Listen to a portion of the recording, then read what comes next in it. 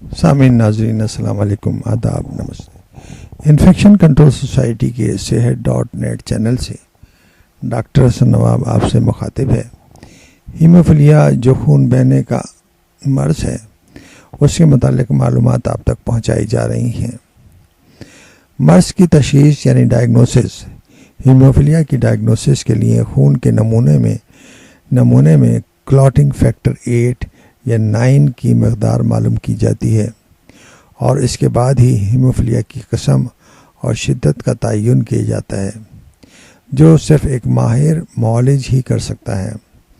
مرض کی تشخیص یعنی ڈائگنوسس کے بعد علاج کا مرحلہ آتا ہے، اور یہ عام طور پر فیکٹرز کنسنٹریٹ، کرائیوپریسپیٹیٹ اور فریش فروزن پلازما کے ذریعے کیا جاتا ہے۔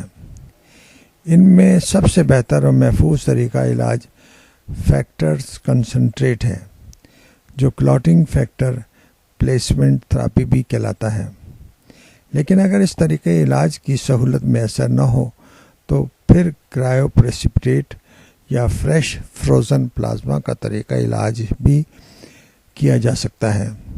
تاہم احتیاط علاج سے بہتر ہے، اس لیے ہیموفیلک مریضوں کا خاص خیال رکھا جائے، انہیں چوٹ لگنے سے بچایا جائے، اور خون نہ رکنے کی صورت میں فوری طور پر معالج سے رجوع کیا جائے۔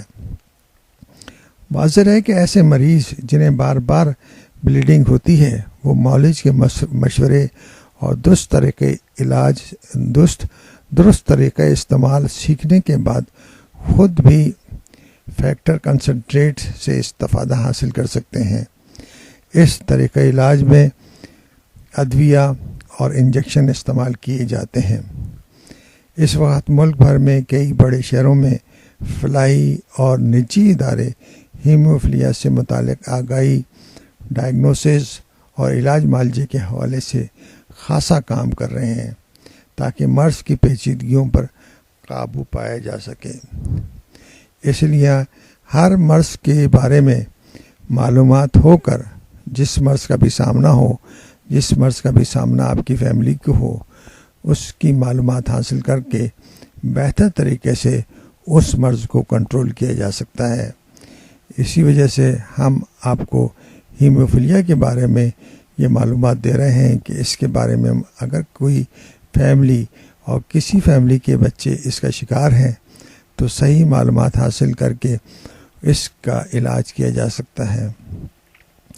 پھر اس کے علاوہ رفاہی اداروں میں ہیموفیلیا کے مریضوں کی ایک ایسوسیشن بھی ہوتی ہے، اور وہ فیملیز ایک دوسرے کو ہیلپ کرتی ہیں، ایک دوسرے کے تجربے سے، ایک دوسرے کے معلومات سے استفادہ حاصل کرتی ہیں۔